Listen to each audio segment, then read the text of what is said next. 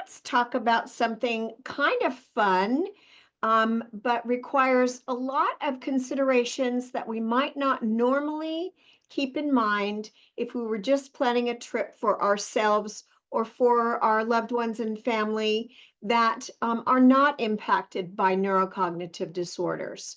So, bon voyage, everybody. Oops. Oh, goodness. I don't know what happened there, but we can fix it. There we go. All right, we're going to do just a quick overview of dementia so that we're all on the same page. And particularly, I want to highlight the problems in communication when somebody suffers from a dementia that impact how traveling could be more or less stressful. We want to talk about the principle of contented involvement, because if you can keep your loved one kind of on an even keel where they feel comfortable, they feel safe, they're not overly confused or stressed, you're much more likely to have a positive travel experience. And we want to talk about creating reasonable expectations because things are different now that you have a loved one who is experiencing this confusion of a neurocognitive disorder. And so we have to make allowances for that. So, a little review. What is dementia? It's a combination, a constellation of symptoms, a syndrome that describes many different types of symptoms that all contribute to the issues and manifestations of dementia. Memory loss is certainly a part of it, but not necessarily the most prevalent presenting symptom. It could be confusion about time or place. It could be inability to navigate well, even in familiar places, could be word finding, could be all kinds of different aspects and domains of thought that are impacted. And it is never normal. We expect to take our liver and our kidneys and our pancreas, and some of us even take our gallbladder into our eighth and ninth decades functioning well enough. We should be taking our brains into our later decades as well.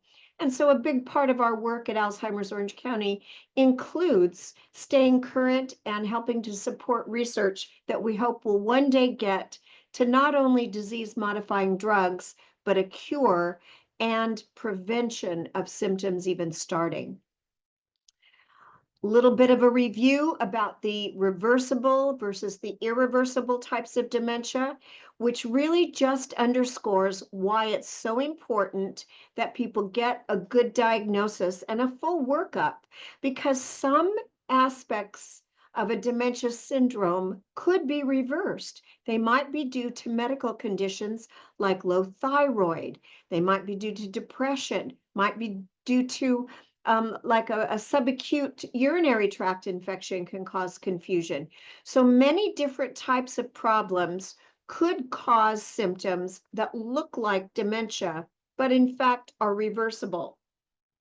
The irreversible and typically fatal forms of dementia include Alzheimer's type dementia, Lewy body dementia, frontal temporal dementia, used to be called Pick's disease, certainly vascular dementias from series of TIAs or little strokes. Parkinson's disease has its own form of dementia, as does Huntington's disease. And overall, there's really now more than 100 particularly specific forms of dementia that can cause this memory problems, confusion, and difficulties in domains of thought. When we talk about how we think and how we process information and how we make decisions, it's not just one area of thought process. There's many different elements. Our perception, our physical perception of what's going on around us, the ability to reason and think logically and kind of get to an outcome or get to a decision-making process by factoring in all the different points of information, that may be severely impacted, even in early stage Alzheimer's type dementia. The ability to stay organized, the ability to think about abstract concepts like we're leaving in 20 minutes, or we're getting on an airplane to fly across the ocean. That's a pretty abstract thought. And it may not resonate for the person with dementia. And if they're not sure what that means or it makes them feel confused, then it could produce anxiety and perhaps a reaction or a resistance. So we want to be careful as we share information. And certainly memory can be impacted. So you may have just told them 5 minutes ago, put your shoes on, we're going to have to leave in 5 minutes. That doesn't necessarily stick with them and resonate. They're not trying to be difficult, they just aren't holding on to that information. A lot of people experience word finding difficulties where even a really common phrase or a common name of a thing, a noun, just doesn't come to them. They just can't get the word. And they might talk all around it. They might be hoping that you'll fill in the blanks. So try it. The worst that can happen is you guess wrong, but you might be able to help them avoid some anxiety by suggesting, is this what you're looking for? Is this what you wanted to tell me? Remember that people for whom English is not their first native language might revert to that original native tongue, and it may come without warning.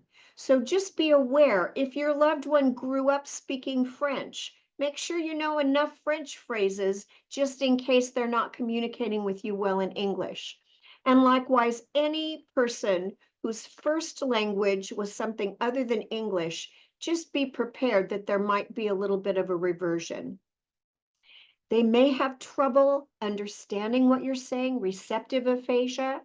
They might find that they have trouble even getting some words out. Certainly, they may have problems with reading and writing. So I wouldn't rely on your loved one with dementia to be holding on and reading their tickets, to know which gate at the airport, to be able to find the gate on the marquee. Understand that they may be able to say what the printed word says. They could read it, but they're not really sure what it means. So just be aware that you might have some hiccups along that way as well. And sometimes people who are not speaking much or not understanding verbal cues very well, sometimes if you sing it to them, it sort of wakes up a different part of their brain where they can listen. I'm kind of famous for my little song for caregivers. If you really want somebody to put on their sweater before you go outside, sing it. You say, I'm a little teapot, short and stout. Here is your sweater, we're going out. And kind of make it fun and laugh and smile. And then you'll diffuse some of that anxiety. We all know that human communication is much more than just the words that we say. It's our body language, it's our gestures, it's our eye contact, it's the tone of voice, it's the enthusiasm in our voice. The content is really only about 7% of what people understand and take away from how we communicate them with them as human beings. So we've all been in situations where we maybe didn't speak the language, but somehow we were able to communicate. So keep that in mind that if you're calm, if you're smiling, if you make eye contact, if your gestures are in invitational cues, and if you use affirmative language rather than questions, you're likely to have a better outcome. So you wouldn't say, don't you want to get in the car? Because we're going to the airport. What you might get is a no response, and now they're set in the no. What you say is, oh my goodness, how wonderful. We're getting in the car because our vacation is starting. Different approach, different emphasis, an affirmative statement rather than giving them the choice to say no. Contented involvement. This is what we all want every day. We want to be calm. We want to be enjoying what we're doing. We want to understand what we're doing. We don't want distress. We want to be part of it. So we don't want it to be happening to us. We want things to be happening with us and for us. You want people to be focused on what's at hand. And you really want to use whatever skills remain intact, because the more you have somebody functionally engaged, the more likely you are to continue to get cooperation. So you want things to be as familiar as possible.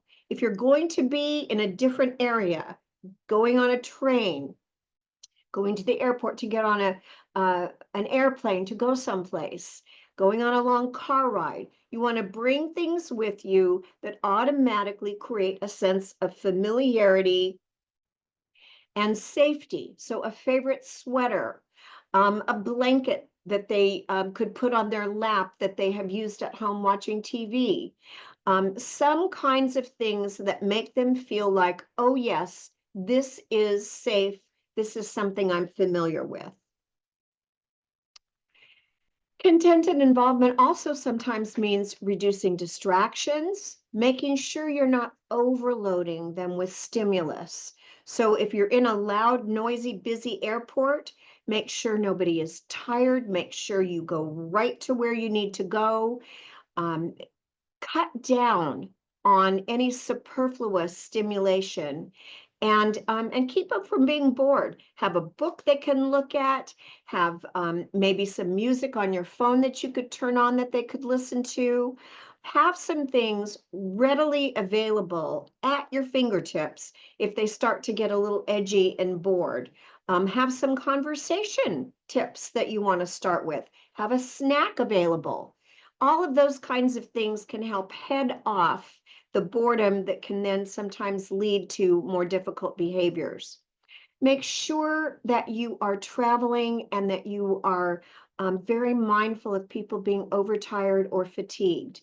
And we're going to talk about some tricks to help to stave off the fatigue from travel. We all get tired when we're traveling, and the older we get, the more likely we are to get tired faster. Time changes and jet lag and waiting in an airport and being hungry, having to wait to use the bathroom, all of those kinds of things can contribute to feeling negative and feeling more fatigued. So you want to be sure you're planning for those things and avoiding some of the pitfalls. Hunger and pain, two big things to watch out for. So make sure shoes are comfortable, that you have extra socks, that you have Band-Aids right in your purse. Make sure you have snacks. I raised kids, and I think for 10 years I had a Ziploc bag of Cheerios in my purse. We're not infantilizing older adults who have a dementia. We're using good skills that we've learned through parenting and other kinds of life experiences that will then contribute to a positive experience for everybody who's doing the traveling, but particularly to anticipate the needs and some of the fears or difficulties that your loved one with dementia may be experiencing, so that you can kind of head it off before it really fulminates into a full-blown kind of negative episode. And you want to make sure people aren't feeling depressed. If they're afraid, they might be more prone to kind of feeling blue. So you want to explain things, even if you have to do it 150 times. You want to continue to say, look, we're so safe in this airport. Look, this is the most wonderful airplane. Oh, look, we're fastening our safety belts. That's going to keep us really safe. Concentrate on the positives of feeling safety and how much fun you're having, not necessarily how much fun you're going to have. This is one of those times when you really want to be enjoying the experience from the get-go. Even the traveling, the packing, the getting to the airport, make it all fun. You're on vacation. This is something that's supposed to be wonderful. And so treat every step as another positive part of the adventure, and then you're less likely to have difficulties with your loved one if you keep saying, oh, we are having the best time ever. Isn't this fabulous? And you plant that seed that this is positive, this is fun. And so now we get to preparation.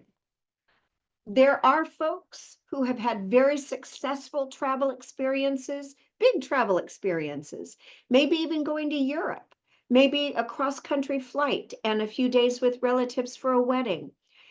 The key is have reasonable expectations and plan. Where are you going? Why? When are you going? Because sometimes the way you plan your flights, the way you plan travel to the airport, that can make a huge difference. If you don't have to fly at the crack o' dawn, don't do it.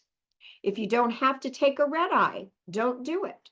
Try to travel direct, nonstop if at all possible, and try to avoid changing planes if at all possible. Make it as easy as possible. The little extra you might pay for the airfare for a nonstop flight can make a huge difference in how your loved one with dementia tolerates the whole process. So think about who's going. And maybe the two of you need a third person for extra help. What about going to the restroom? What if you can't find a family restroom so you can go with your loved one? Maybe you have to have another travel buddy just in case you're not feeling great one day, or you've got to run to the bathroom quickly and your loved one isn't up to going quickly. You certainly don't want to leave them someplace with your luggage. You have to really gauge, what are you going to need? And maybe you need another person to go along with you. Then we're going to talk about packing and what to bring, what not to bring. And I think probably the most important takeaway from our presentation today is think about all the contingencies. What's the worst that could happen? What's the best that can happen? Are you prepared all along that continuum? The more prepared you are, the more you anticipate what could go wrong, the better off you're going to be. And maybe nothing will go wrong, but think of the peace of mind you'll have. And if you have more peace of mind and are more calm, then your loved one is going to reflect and mirror how you feel. If you're all in a hurry, oh my God, we've got to run, we're going to miss the plane, look, they're boarding, let's get through customs, da da da da da. That just creates a sense of unsettled chaos for the loved one. So the confusion they're experiencing already feels like chaos. So part of our job is to make things as ordered and easy and simple and feeling as safe and no stress as possible. Look for your resources. These are two books that I used to help me prepare for this. There are thousands of tip sheets on the internet. Browse through. I mean, we're going to touch on a lot of things, but I certainly am not going to hit every possible tip or situation or problem that you might encounter. This is to kind of spur you to do some of your own homework and to be thinking about things that might not have occurred to you previously. At home, perhaps your loved one can use the bathroom all by themselves, no problem. That's not necessarily going to be the case in a public area that's noisy, unfamiliar, people are rude, people are in a hurry, and you may not ever want your loved one to go into a public restroom by themselves. That anticipation, that planning, having the contingencies. I really liked the 365 caregiving tips. One of our good friends, Jinsey Hines, is a co-author, and this Travel Well with Dementia was also very, very good. So use the resources that are available to you and make lists and kind of stop and think before you decide where you're going. Stop and think, how long is it going to take? What am I going to need? How are we going to travel? What kinds of layovers might we experience? What kinds of delays might we experience? What about the weather? Are you going to travel in December to the East Coast? Might you have snow? You just want to be ready for anything that could happen, because honest to goodness, anything that can happen will. And if you're very lucky, you'll be prepared for every contingency, and then you'll never have a problem. So we are all looking at these newfangled ways to live with simplicity and minimalist living. The whole feng shui movement is teaching us something. Certainly, when you're packing for a trip, make sure you, the well traveler, can carry whatever anybody needs, because you may not be able to have your loved one carry anything. So be aware of that. Pack what you need in terms of clothing, but this is not the time to be making big fashion statements and taking 10 pairs of shoes. This is pack what you need with an emphasis on what are the essentials that we might need if, for instance, our checked baggage got lost, or if we got on the cruise ship and our suitcase did not appear outside of our cabin. What could you not live without? And then those are the things you want to be sure you have with you just in case. Maybe not everything with respect to medications. Maybe you've got 2 or 3 days worth of everybody's medications in your carry-on tote bag, and the rest of the meds could be in the checked baggage, but you've at least got enough for a few days in the event you had some trouble. Anything you might need for overnight without your luggage, have in your tote bag. So extra pairs of clean skivvies, extra pairs of Depends, extra socks, maybe a sweater in case it gets cold where you are, a toothbrush. What are the things that would make your loved one feel content and safe and calm if you didn't have your luggage delivered to you on time? And then work backwards from there of what you have to have in your carry-on tote. Medications. This is where lists are going to become your very best friends. You want a list of all their medications, the trade name, the generic name, because if you're traveling to a different country, the trade name may be different than what you're used to. For example, Tylenol here in the United States is paracetamol for a brand name if you're in the UK. It's the same drug, it's the same medicine, but a different name. So you want to make sure you've got a list of the medications, generic and brand name. You want the milligram strength or whatever the dosage is, and the frequency. You want to make sure you've got that on a list. And if one thing that I like to do is take a picture of the label of the medication and what the pill or the capsule looks like, so that you've got that on your phone listed with a caption with the milligram strength and the name of the medication right there on your phone, and you've got it on your list, because your lists are going to be shared. So we'll talk about that in just a minute, but you want detailed lists. You want no new medications. Don't try something 3 or 4 days before you're going to go on a trip. If you want something to help somebody calm down on the airplane, make sure you've tried it in the weeks going forward. If somebody has hay fever and allergies, make sure you have tried that antihistamine ahead of time so you know what kind of impact it's going to have on them. Make sure you're ready. So things like Imodium for traveler's diarrhea, you want to have that on hand, ready whenever you need it, either for yourself or for your loved one, because sometimes that can strike when you least expect it. You want pain meds. If your loved one has some arthritis pain, if you get headaches, whatever it is you need that you have a prescription for, or your over-the-counter pain meds, you want those readily available, because pain makes everything worse for you and for your loved one with dementia. So you want to be prepared. If your loved one takes some anti-anxiety meds, then you want to, number one, be sure you know how well they tolerate them. Maybe they can do well with a half of a tablet, but you don't want to be doing that experimentation while you're traveling. You want to have the advice of your doctor, and you want to know how things are going to work ahead of time when there's no stress. You want sleep aids. And, maybe you have a really great regimen for your loved one so that they calm down and go to sleep. You want to make sure you have those meds readily available.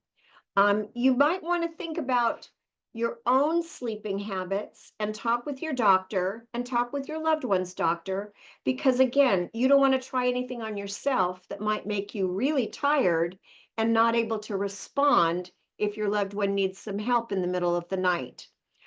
You want to make sure you bring things like cortisone gel or a little antibacterial gel in case somebody gets a rash, or you want Band-Aids in case somebody gets a little cut on their hand, or a blister. Blisters are the enemy of travelers. So be prepared with extra socks, extra little padded Band-Aids in case there's a blister, and be aware of that. Antibacterial wipes.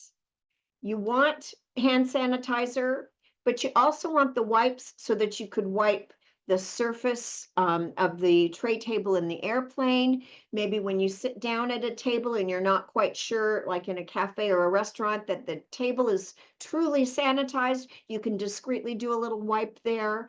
You can wipe off your face a little bit. So these newfangled kinds of articles of civilization, personal wipes, antibacterial wipes.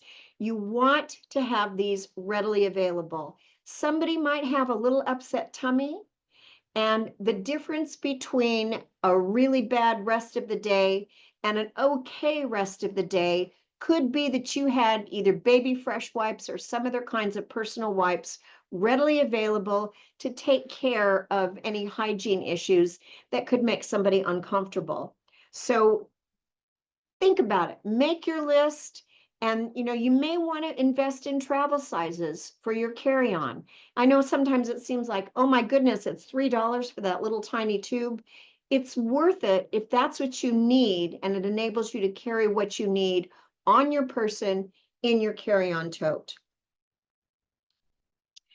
On your master list, you want all of your doctor's names and contact information, and all of your loved ones' doctor's names with their contact information. Very, very handy.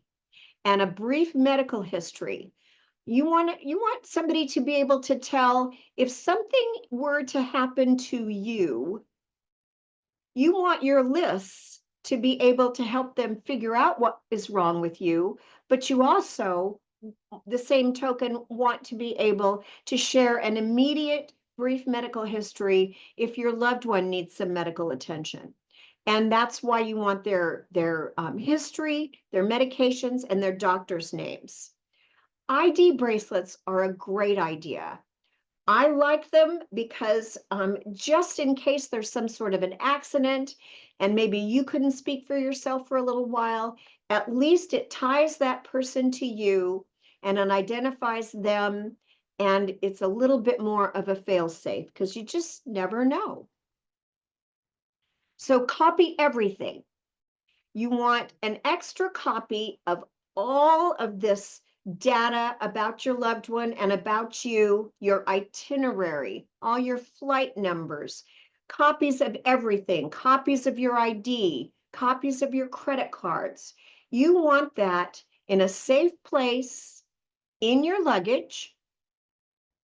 You also want to have a copy that has been given to a trusted friend at home whom you could call on in an emergency, where they could send copies or send screenshots of all of this information. You want screenshots of these things on your phone because that just might expedite things in the event you had some sort of a problem. So I know it sounds a little bit redundant and maybe even a teeny tiny bit OCD, but I promise you it will be smart to have these things in different places. Photos of all documents, photos of your copies of your passport, of your driver's license.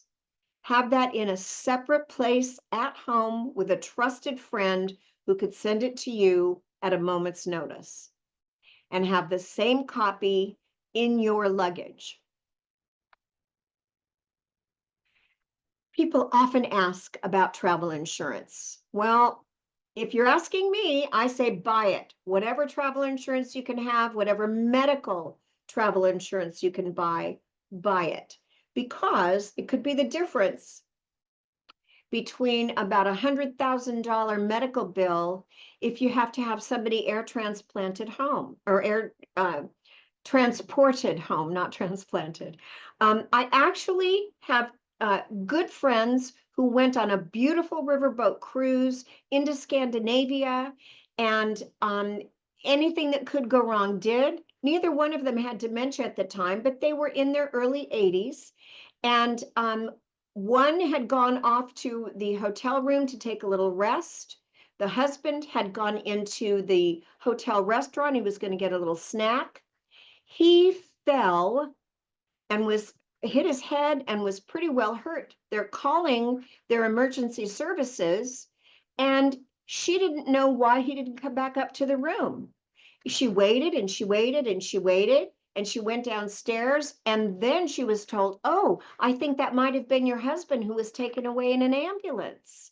So you want to make sure that you have this travel insurance, because later on she had a fall and she actually broke a bone, had to have it set overseas, but then they both needed to come home right away, and they needed to be airlifted home. It would have cost them about $100,000, but because they had bought the travel insurance, they didn't have to pay, except for the whatever the deductible was. So invest in that. It's small money to give you a great deal of peace of mind. Make sure you have a set up regular check-in with people at home so that they know where you're supposed to be, that you got to your hotel, that everything is going fine. And that way it's just a little more peace of mind, so that if you did have some sort of unusual delay or terrible weather or some sort of accident overseas, people know where to look for you and they know if you're okay. So that is another important part of your planning, is to have regular check-ins with people at home. This is also where you have to decide, can the two of you travel safely, or should you have a travel buddy, another relative? Maybe you even invest in having a professional caregiver with you. That's going to be up to you to kind of decide the scope of the trip, what your own health and stamina is like, and whether or not you might need a little bit of backup just in case. And you might be surprised how much peace of mind it gives you, but it's a big commitment and it becomes more of an investment in the trip. So just evaluate that carefully and see what might work. You might have a grandchild or a niece or a nephew or somebody who would love to go where you're going and would be very happy to be the travel buddy and help with the bags and be the extra person to help manage what your loved one's needs might be. Make sure you take care of your needs. If you need to eat every 2 hours because you have either low blood sugar or a little diabetes, make sure you've packed things for yourself. Make sure you have taken care of all your medications.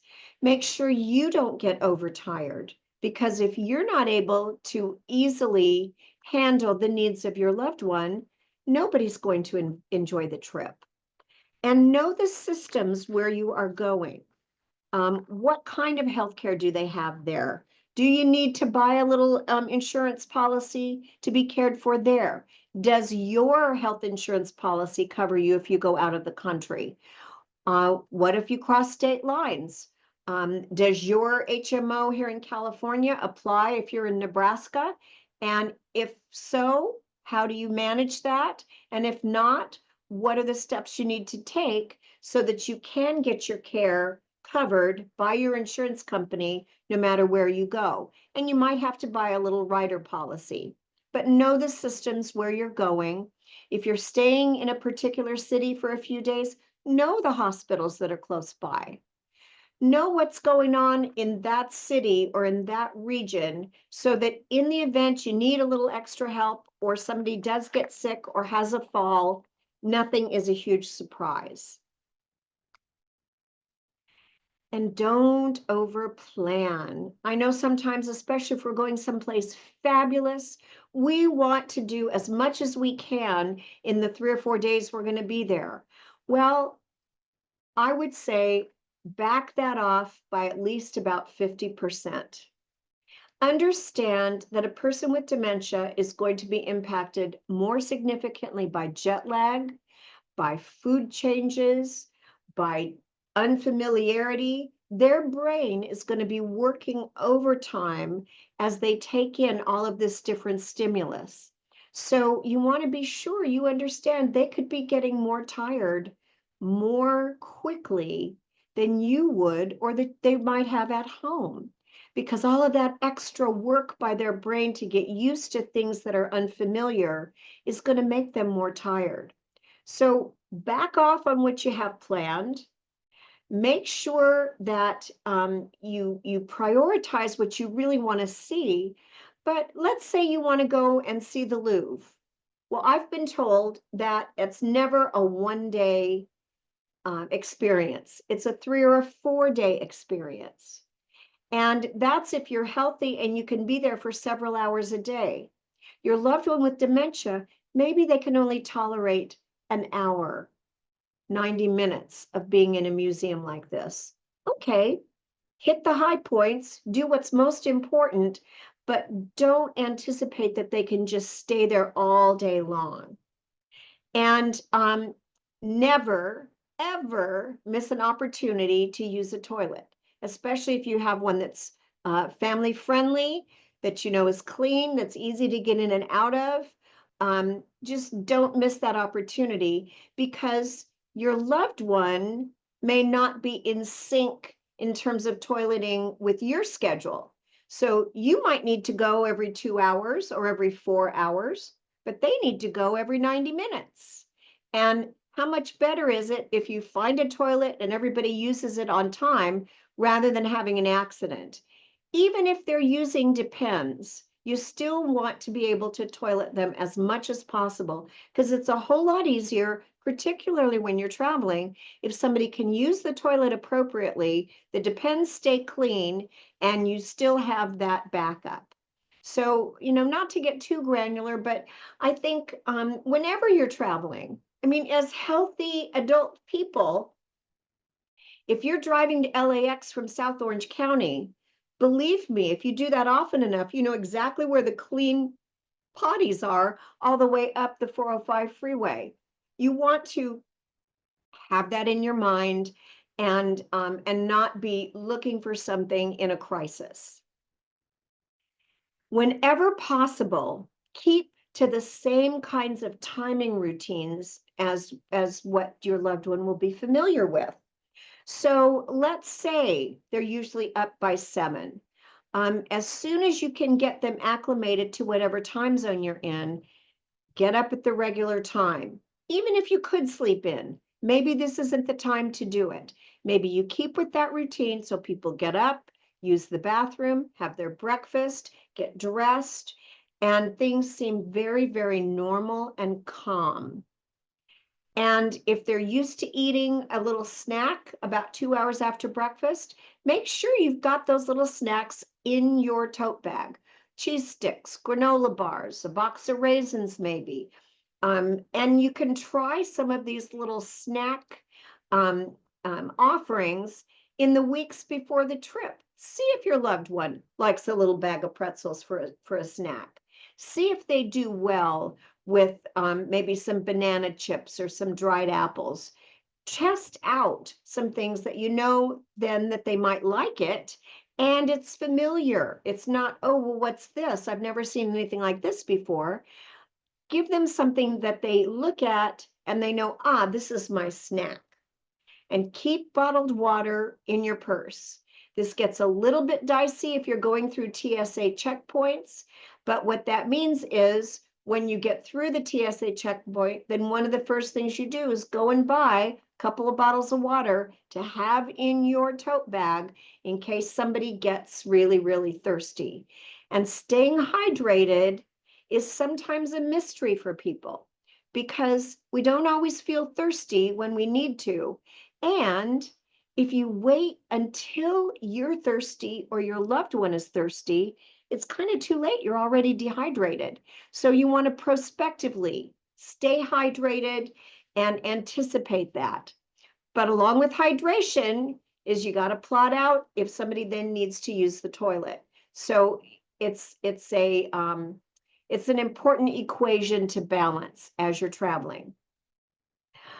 Make sure again you've got hygiene wipes, the witch hazel wipes, or a little bottle of witch hazel is wonderful. It's a natural, astringent, natural germ killer. It's not truly an antiseptic, but it helps to cut down on germs, and it's very refreshing. So if somebody is feeling kind of icky, they've been on the plane for a long time, taking a witch hazel wipe and just wiping around their neck and their chin and their hands, a little bit on their face, all of a sudden you feel very refreshed. So keep those kinds of things on board. As I said before, clean extra skivvies tucked away in a Ziploc bag just in case for both of you, for everybody. Everybody should have some extras of these in their carry-on, and extra socks. I know it sounds silly, but sometimes socks can be your savior, particularly if somebody's feet hurt. Sometimes just putting on another pair of socks or a different pair of socks, and putting their shoes back on can make things much better. Lots of people say, oh, I don't want to use the wheelchair. He doesn't need a wheelchair. I don't want to make him feel like he doesn't have his dignity or he's not in control. Let me tell you, use the wheelchair, particularly at the airport, because you'll cut down on the fatigue. You'll cut down on some of that reluctance or reticence if things don't look familiar and there's an awful lot of stimulus. The person with dementia may not want to take a step forward. They're a little bit afraid. If they're in the wheelchair and you have a nice little secure feeling lap blanket on them and you've got your hand on your shoulder, or the person you've employed the airport staff to push them, you can be right next to them talking to them the whole way. You get through the lines faster, you get to board first, and you don't start out the trip with your loved one already exhausted after coming from the car, maybe had to walk a long way from parking. And airport walking and airport standing in line can be excruciating for the most healthy individual. So use the wheelchair. You call ahead to the airport, you make those arrangements. Almost always it's free, but you probably tip the attendant who pushes your loved one. Use those kinds of resources everywhere you go. Whenever you can board with special assistance, so you can board first, do it. Take advantage of these kinds of extra spiffs that are available to you if you just let the airlines know and let the service staff know. At the hotel, you want to, if you can, have a wheelchair. If you can, have a room that's not far from the elevator. Ask for that so that you don't have to walk miles and miles down long corridors that are easy to get lost in because all the rooms look alike. You want to be sure that the hotel staff knows that your loved one suffers from a cognitive difficulty, because what if you're sound asleep and they somehow manage to get out into the corridor or onto the elevator? You want a couple people who work in the hotel to know that this person needs some extra attention. And we carry these please be patient cards. We'll give them to you for free, where it talks about the fact that the person with me has progressive memory loss and may require a little extra help or a few extra moments. These are really great. If you're going to countries where very few people speak English, you can make some of your own. Google Translate can get you the right kind of phraseology, and our helpline people can help you with that too.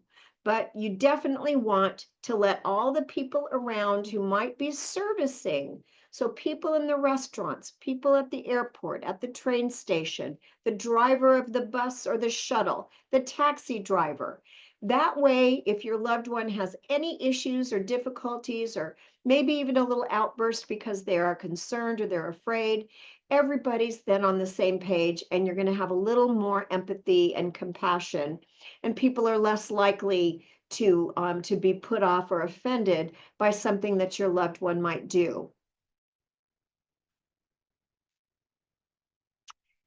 Where are you going? Well, any traveler should learn a few important phrases for wherever they're going. Certainly, where's the closest toilet? Certainly, how do I get a taxi? Certainly, I need some extra help. Think about the things you might need to say to someone in a hurry, maybe in a crisis, but you just want to make sure you have those phrases Johnny on the spot ready to go. Maybe you write them down on a little card and you keep it with your passport so that you can pull it out if you need extra help.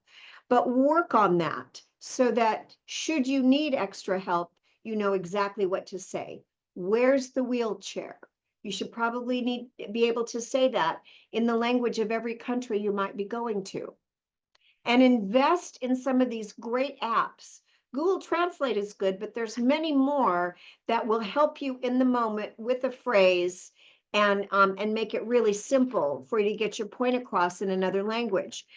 Invest in those language apps. I think they're a great idea. And this becomes important. Where are you going? What are your surroundings? What do you need to be looking out for? Let's say you're going on a photo safari and your loved one just loves the animals. What would you need to do to be a little extra prepared if you're taking somebody who has a cognitive impairment? Well, maybe you want to be sure that their seatbelt's really well fastened. Maybe you want to be sure that they know not to yell if there's a lioness at 2 o'clock.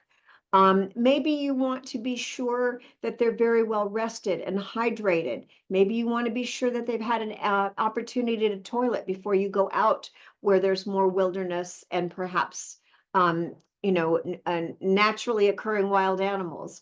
So again, what are your surroundings? If you're going to be in an urban area, if you're going to Paris, how do you set up your transportation from the hotel to the restaurant or from the hotel to the museum?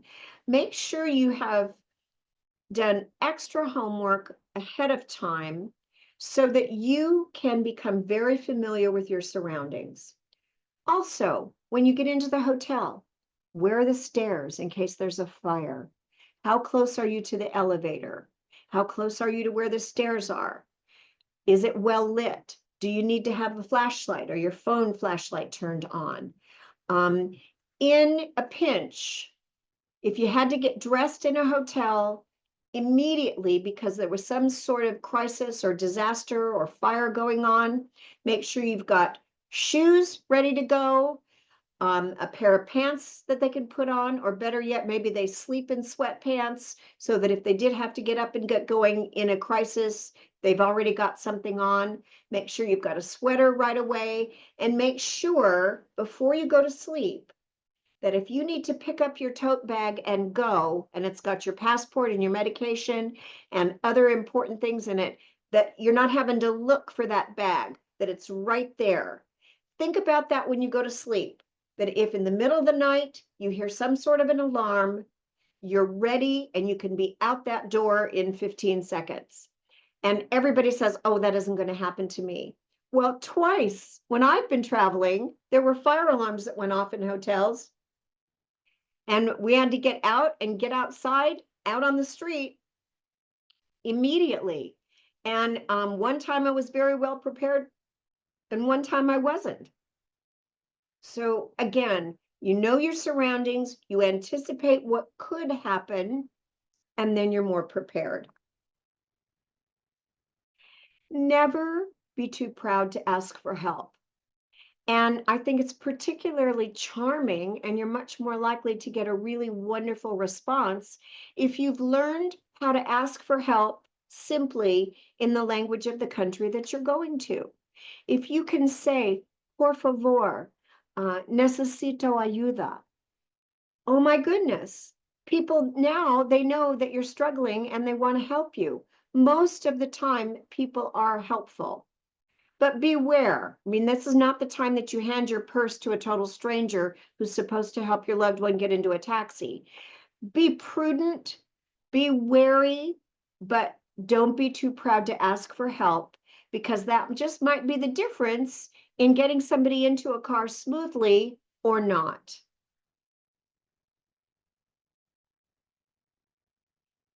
And I think this is one of the most important parts of this program today.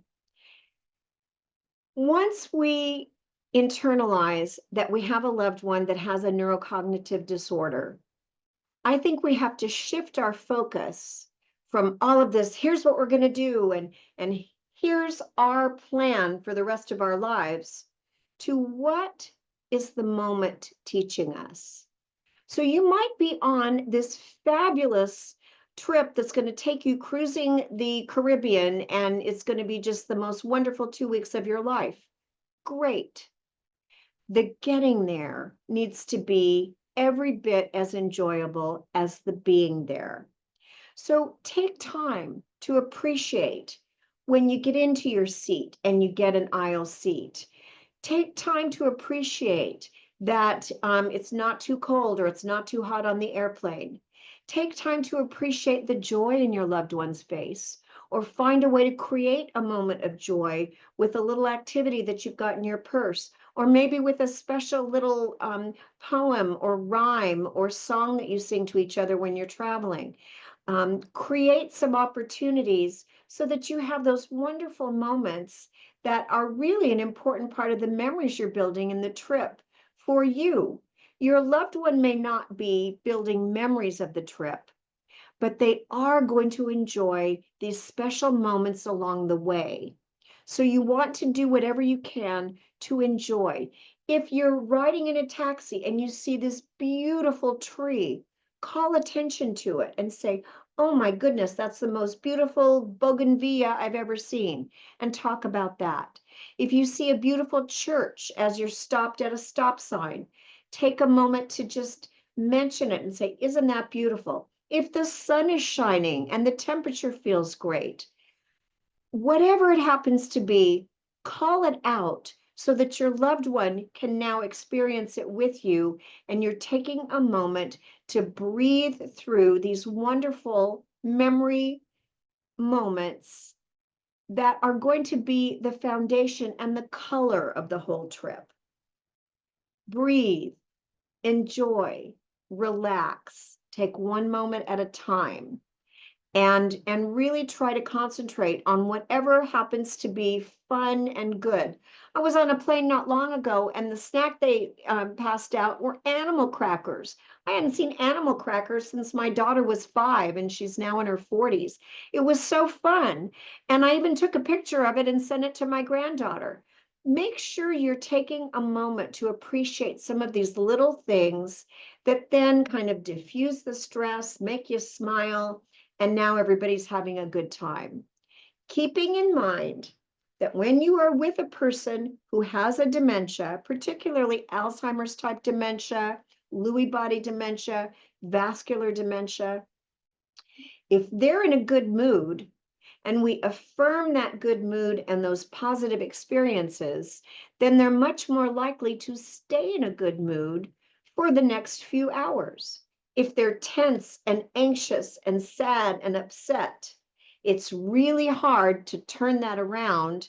And that negative emotion, that fear, that unsettled feeling in the chaos might last them the whole day, and nobody enjoys the travel day. So take these moments to try and deconstruct what's going on and appreciate a little sweet nugget that is then going to start setting the stage for everybody having a great time. So we've gone through a great deal of information really, really quickly. I would love to entertain some questions. So, Lauren, are we able to allow people to raise their hand and unmute them to ask questions? Sure, if anybody can unmute themselves to ask their question or simply raise your hand or type it into the chat box. We Okay. did have one question. Where do you buy traveler's insurance? Well, oftentimes when you are buying your airline tickets, there's a little opportunity for you to buy the travel insurance. If you are making reservations at a hotel, if you're going through one of the services like Expedia, there's usually an opportunity that comes up automatically to buy travel insurance. If you have a travel agent that you use, ask them. You can call the hotel ahead of time if you're not sure, if nothing has come up when you've made the reservations, and ask them which travel insurance firms do they recommend. So there's a myriad of different ways to do this.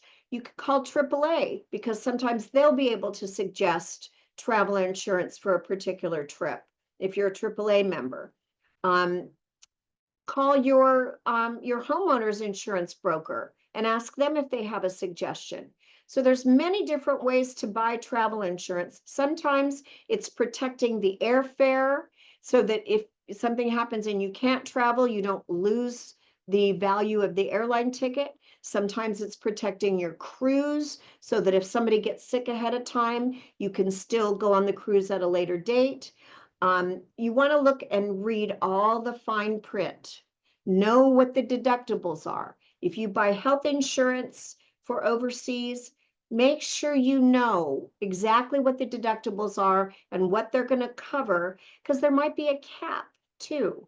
So if you had to make a decision about using some of the benefits in a medical insurance policy while you're traveling, you want to know exactly what they're supposed to give you. Great question. Other questions or other comments? Has anybody had some great experiences? Okay. This says you mentioned to try to keep their routine consistent, but say you travel in the day and they have to eat breakfast earlier or later to make the flight. How do you ease into the change? Well, there's a couple ways to do it. If they're not going to be able to have a regular breakfast at their normal time, cheese sticks and granola bars can be really effective. Sometimes those little teeny protein shakes that fit really nicely in the bottom of your purse, a protein shake and a cheese stick, or even a little package of you can get protein cookies. Depending upon whether or not they're diabetic and they have to limit sugars, have some of those kinds of snacks readily available, but some protein, a cheese stick, a protein bar that you know they're going to like and eat, one of the little tiny protein shakes that you can stick in your purse. So they have protein that's going to hold them until you get to where you're going to have breakfast. Good questions. Other thoughts or other bits of advice if you've had a positive experience traveling? We had one question that was submitted directly to me. Is traveling to a new place a good idea or to go somewhere familiar? Well, that's going to depend. If you want just the quick answer, depending upon where your loved one is in the disease process, you're probably better off the more familiar, the better. But maybe there's a wedding in a city you haven't been to and you really want to go and you really want your loved one to be able to experience it. Find out as much as you can about what the trip is going to be like, about what the arrival city is going to be like. Minimize things where there's chaos. Anticipate needs. So if you have to pay a little extra to have a special shuttle from the airport to the hotel, it's probably well worth it.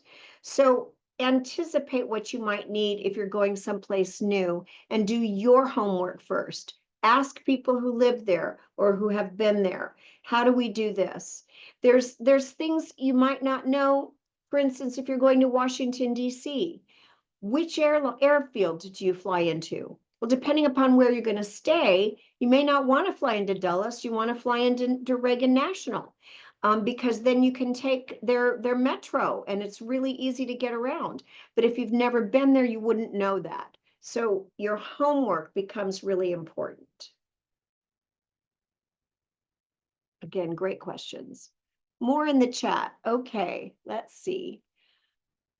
I'm traveling with my parents soon. My dad refuses to change his Depends. Any suggestions on how I can do this without burdening my son to verify? Well, you might have to have a little extra check. And I would say if your dad has been changing his own Depends, maybe this is a time where your son or somebody who is traveling with you who knows grandpa, and grandpa's not going to be upset if they help him with things. You also maybe want to get the Depends instead of the pull-ups, which are harder to get off, and sometimes you have to take your trousers off to get the pull-ups off. Get the kind that that affix on the sides so that you can take them off even without somebody completely removing their trousers. And you have to experiment with it a couple of times ahead of time. And no, nobody wants to have to be able to check, did somebody have, a toileting moment in their Depends? Probably you won't need to check, probably you'll know, but that's why you want to be really well prepared with personal wipes, hand sanitizer, everything that you might need if you had to get that changed in a hurry in a difficult situation. And again, you don't want to say, Dad, would you please change your Depends? Excuse me. You don't say that. You say, we all have to freshen up.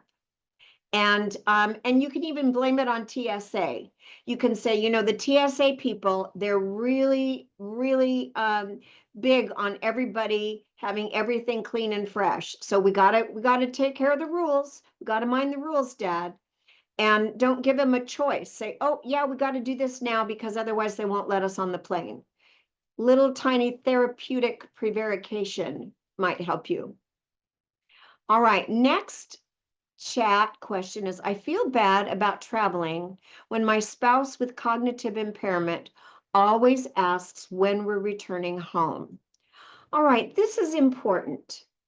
Many, many people who have neurocognitive disorders like a dementia, like Alzheimer's type dementia, they say, I want to go home. I want to be at home. They're not necessarily talking about the building.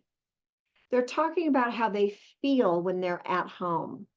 They feel safe. It's familiar. They don't feel confused. There's not all this chaos of stimulus that's unfamiliar to them. So instead of saying, well, we're not going home for 10 more days, this is the start of our vacation, you could say things like, I want you to feel at home. And this is such a wonderful place. I think we can feel at home here. You might say, tell me what you like best about being at home. And if they say, well, I've got my sweater, say, well, here's your sweater. This is going to make you feel at home. And, just little tiny kinds of adjustments to how we respond to them. If you smile and say, I love being at home too, and this adventure is going to help us, and we're going to feel as much at home as we can while we're getting to have this wonderful vacation. So affirmative language, acknowledging how they feel. Don't say, oh, don't feel that way, because they feel that way.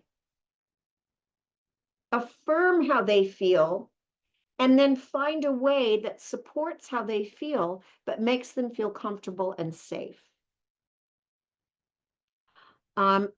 Chantal says gloves would be helpful too, in my experience, and a sort of care bag. Absolutely.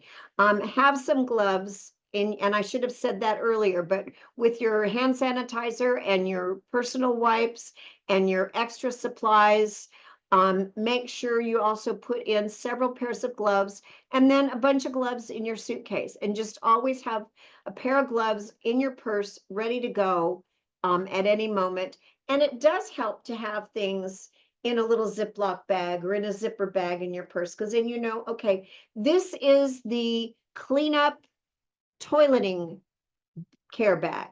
This is the snack bag.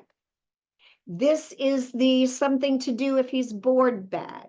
So you've got those things and you know what's what. And it'll help you stay organized. But also, when you pull that out, you could say, oh, this is the fun bag where we have things we can do. And then they'll start to get used to that. But gloves, great idea. Great idea. All right. Any other thoughts or questions or things that maybe we didn't touch on for you?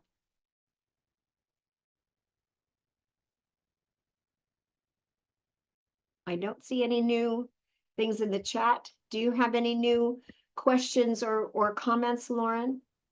No, I have nothing new on my end. Okay. I think your presentation was wonderful. It was just everybody's so much more well informed now, so probably not a lot of questions. I will be sending out the slides to everyone after the presentation. Please feel free to reach out to our helpline if you have any questions. And also, as you exit the presentation, a survey will pop up via Zoom, and we ask that you please complete that. Patty, is there anything else that you wanted to add? Let's see. Oh, another chat. Oh, people are saying thank you. Well, Yeah. thank you for being here. It really is a pleasure. And I hope that if you do some traveling, that you have a wonderful time and that you take a moment to just really enjoy the special moments that you have with your loved one, because I think it can be just, really touching and special memories that you create with your loved ones. So travel well and truly. Thank you. Have a great day, everybody. Bye bye.